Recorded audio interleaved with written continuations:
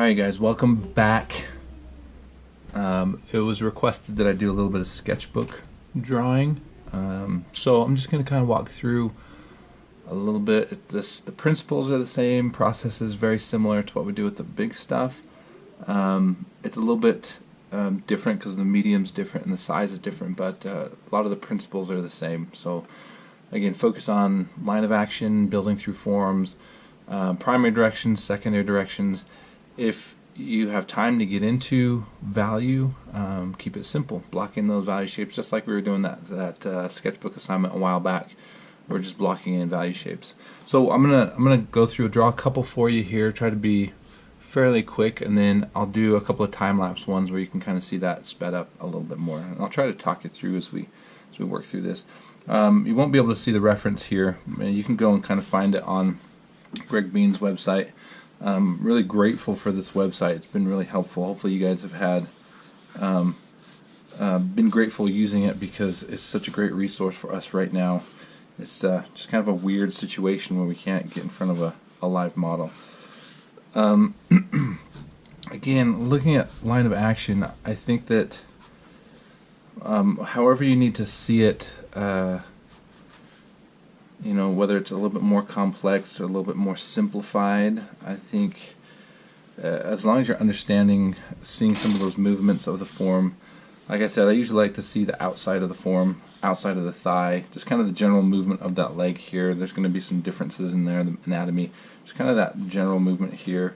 And you can get a lot done as far as the pose, the energy, those kind of things, just with that line of action, right? I could leave that and I could come back to it and know what the figure is doing. Once I do that, because I'm using kind of two different pencils, I can come back in and kind of mass in some things, thinking in terms of, you know, torso or the rib cage, looking at the pelvis and kind of seeing the perspective. This one, she's pushing in quite a bit this way, as this leg has a lot of the weight and pushing this up. There's a lot of folding here as it comes in, as she's kind of, you know, if we look at it from the other side, there's a lot of kind of folding happening through the hip here, right? This is what we're seeing on this side here, so we're getting kind of that action coming through there like that. So try to see as three-dimensionally as possible. I think that there's a lot of value in seeing three-dimensionally and thinking three-dimensionally, that sometimes we get very two-dimensional, especially when we're working from photographs, just because it's there, right? It's there already two-dimensional, and we're just kind of like copying down those shapes that we see. A lot of times, especially when I'm working in sketchbooks, I'll use a lot of straight lines, but try to balance that with some curved lines, right? Don't be afraid to kind of like throw in a little bit of energy, even if it's not completely right. Okay, so little bits. I'm just kind of like walking through now, starting to look at some of these relationships, looking at bony landmarks, clavicle, top of the shoulders, you know, overlapping forms, the way that shoulder overlaps the trapezius back in here, and then getting down into kind of the nitty-gritty of some of those forms, looking at how the pecs kind of tuck in to the armpit, coming down through the bicep here. You can see the form of the deltoid, and I'm trying to draw through that, right? I'm trying to see like the entirety of that form. I'm trying to be specific, not just kind of like creating this form or just a circle form, but I'm trying to see the specificity where it kind of comes off there and then tucks in this way and kind of wraps around. It's a little bit flatter here on the front, and then kind of comes around the front part of the shoulder, the ball of the shoulder kind of sitting up there like that. So don't be afraid to be more specific. I know that, you know, it can be intimidating when you're like, well, I don't have an understanding of anatomy, and that's okay for right now, but go and get that, right? I think that is such an excellent tool to have in your artistic tool belt for everything you're doing with the figure. The more anatomy you know, the better you'll be able to render the figure, and it'll be a little bit more convincing. Looking at the hand, and I'll do some hand stuff here later. I'm looking at the hand, just kind of seeing that box of the hand, and then just some of the directions, like the way the fingers are coming off. You don't need to be super specific with that. There's that fold. There's kind of a bit of fold as her thumb is kind of tucked underneath, and then a little bit of some of the forms of like the shoulder blade. You can see on this reference, you can see a little bit of the back right there kind of poking through. Use the bathing suit. I think that helps a lot to kind of get the idea of how these things move around in space, meaning the rib cage and the forms of the rib cage, the tube structure, that perspective and foreshortening, that can really help. Okay. The other arm kind of comes around. We can kind of just like generally place that hand and stuff in there. Coming down through here, and you can see I'm adjusting, and I'm being a little bit messy right now. Usually not quite as messy in doing this, but in showing you guys some principles, it gets a little bit messy. And you can see I'm pushing some of the structure here just a little bit more. The initial kind of tube of the pelvis that I put in needs to tilt just a little bit more. It's kind of moving more this way and this way in space. And I can see that bony landmark of the iliac crest right there, and then her belly kind of sticks out from the front here. And we've got this really beautiful curve coming in here. It breaks slightly, and then there's a little bit of interior form exploration with some of the anatomy there. The positioning of the gluteus, as this bears weight, it's going to be pushing up, right? And then this other side, it kind of like drops off a little bit more. Again, knowing anatomy can really help you understand some of these things that you're trying to see, that it becomes more three-dimensional because you can see through those forms. And even just kind of looking at like the basic tube structure, throwing in a little bit of value, just trying to get forms to move in space. Got the kids at home today. I don't know if you can hear the flute going on in the background. Must be time to practice orchestra. I never realized how loud those orchestra instruments are until we're all confined in the same space. My oldest daughter plays the cello. She hasn't been practicing as much. And then my next oldest plays the flute. And they all play the piano. And so we get a little bit of music now and then. Okay, so you can kind of see just kind of like little relationships, like the foot. I'm just trying to look at like the connection where the ankle bone is, the triangle of the foot, the direction of like where the toes are at. This one you can kind of see is just kind of drops into that space here. It's really pointing this way. I'm just kind of looking at some of these relationships, so these little lines and stuff. I'm just kind of looking at relationships. Now at this point, you can certainly switch and come in. Oh, there goes my pencil.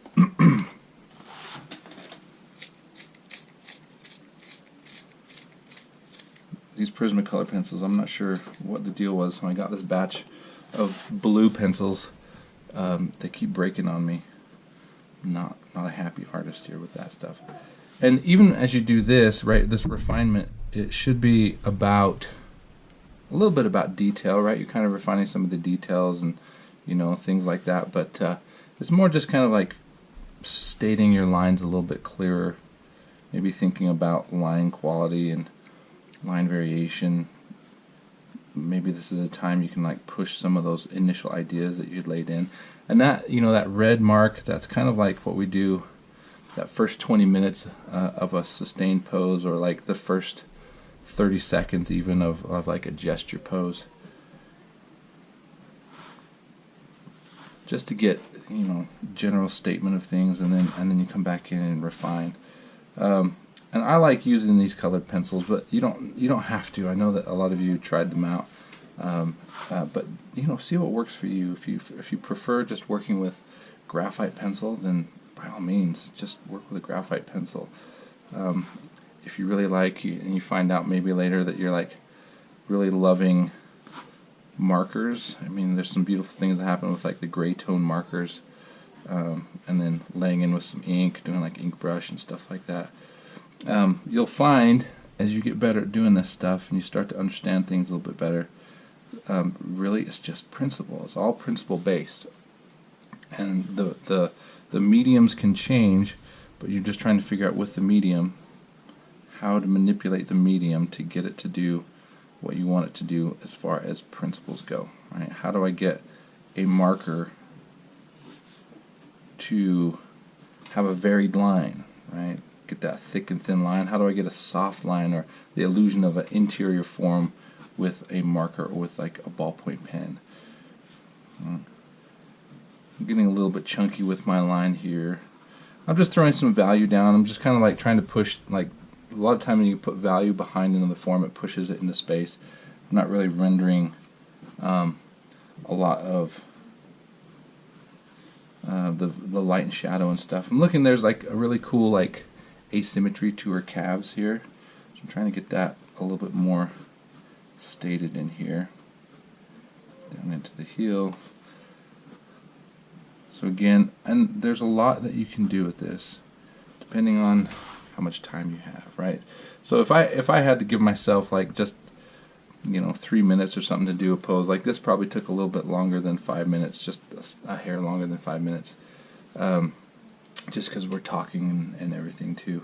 But if I was to do this in 3 minutes, I'd probably just switch to just using the blue pencil, or maybe do less with the red pencil, and then just kind of get into the refinement. Okay, let's switch poses here. I'm going to do a sitting pose, something a little more compact. So you can kind of see, I think that sometimes those poses are a little bit harder to decipher because all the forms are kind of drawn in upon each other. Let's see. Let's find a good one. Let's do this one. I know that some of you had done this one for a sustained pose. Okay. So in this one, she's kind of drawn up arms around her legs. But again, we're just kind of looking at line of action, and you can kind of look at the overall shape. I might run this off the page a little bit. I'm a little bit small here. Right, so here's her back. She's got this kind of arch to her back. Her arm moves in this way. Now there's a little break into her arm, hand pointing out this way. This comes down into her hips. Legs come up this way. But I'm looking at this relationship of like the shoulder into the elbow, and then even her head kind of thrown in here like this. A little bit. You can even throw in a little bit more of the torso here, and her leg over there. So with that, kind of gives me a general little bit of Star Wars on the flute for you guys. And then what I'm going to do with this one, I really want to look at those relationships of the torso with the pelvis first.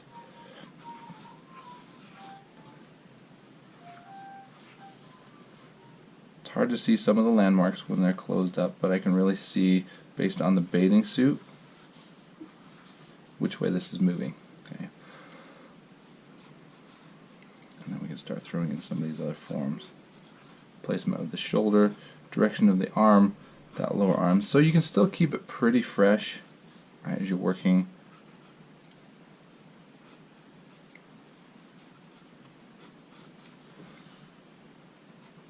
And the nice thing about working in pencil in your sketchbook is you can be a little bit more linear, meaning you can kind of put some more lines down and not have to worry about it getting quite so messy. I think the new pastel teaches us really well how to be a little bit more conservative about the marks that we make and think through. Other shoulder, the line of the back.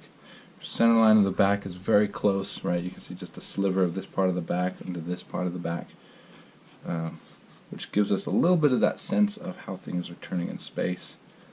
There's some folding as that comes down here and tucking in on the rib cage, and then it's hard to see in our shadows on our image, but that little bit, right? That's so important. This sitting in front of this right here, so that comes down, and then even seeing the direction. It's very soft and subtle on the reference, but I can see where the pelvis sits in there like that, and then how that tucks in with the leg. Looking at the negative space, the gap there with the leg, and how high in relationship to the head that comes, so it drops into the knee. Maybe we can kind of flesh that knee out a little bit, and then getting some of those basic forms here. You can see where I've had to shift things a little bit, and that's okay. Get the form of the calf kind of moving through here, and then that positioning of the foot can help. as we look at it in relationship to what we've already got. Oh, now it's James Bond we got going on upstairs. Okay, and so at this point, so I didn't refine a whole lot with the red pencil here, so now I'm going to show you I can do that with my blue pencil, and we'll just kind of come through and refine a lot of that here. And now's not the time really to get too crazy with like details, but I just want to get a little bit of structure. And you guys don't be afraid of like structure of the head. So even just kind of looking at some of those basic movements, you guys have the tools now or the understanding of that. Don't be afraid of it. I don't want to see you guys just doing ovals anymore for the head. I want to see you map out the planes at least. Think about those. Direction of the hair as that comes across. Kind of moving into the shape of her ponytail. There's some little flyaways. Again, and we can even like map in some value, right? Some directional kinds of things. Get the shoulder moving behind her. Now this paper that I'm working on, I just kind of grabbed a sketchbook this morning. It's not the greatest. I don't like using it. It's a little bit too slick. I like something with a little bit more tooth. Alright, so as we're coming down here, I'm looking at like the direction and mass of the arm, but then I'm looking now at those secondary structures, right? Because I've already got that primary direction, kind of the line of action coming in here. Now I'm going to build into that. Triceps coming down into there. A little bit of that coming in even into the arm here, that little form. So again, drawing through. Make sure you draw through.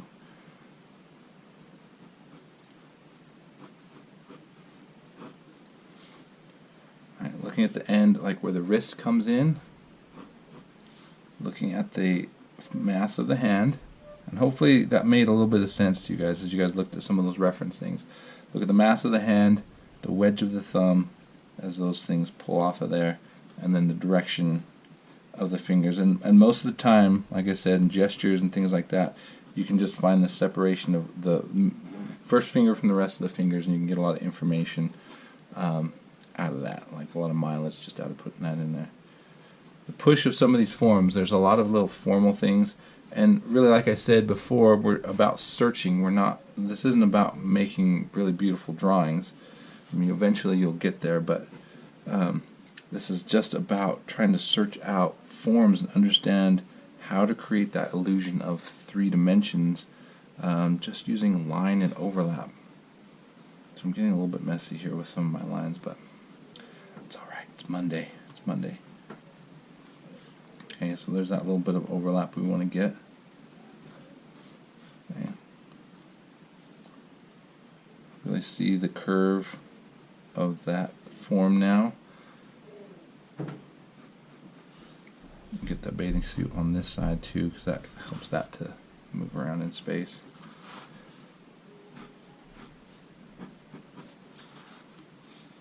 The other leg is behind her. Just throw a little bit of value in there to show that there's something back there. The elbow kind of comes out from right behind her head, and then that arm comes down, shoots in. The gesture of that hand as that comes across here. See a little bit of the thumb, the form of the thumb there. And again, like I said, just kind of throw in direction of the fingers here. Don't have to get too specific. You can if you want to. There's always that option, right? You can get a little bit more specific given the time that you have and what your focus on each drawing is. Okay, kind of looking at this.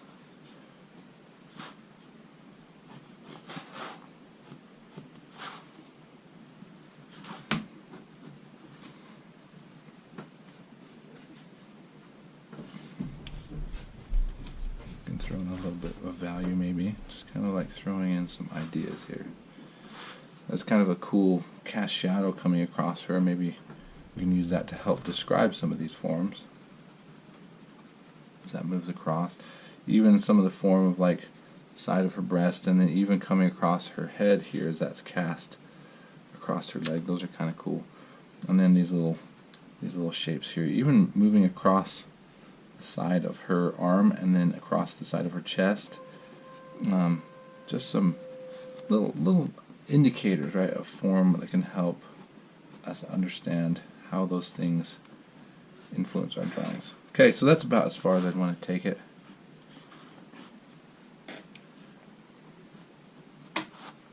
Okay, I'm going to do a bunch of quick ones here.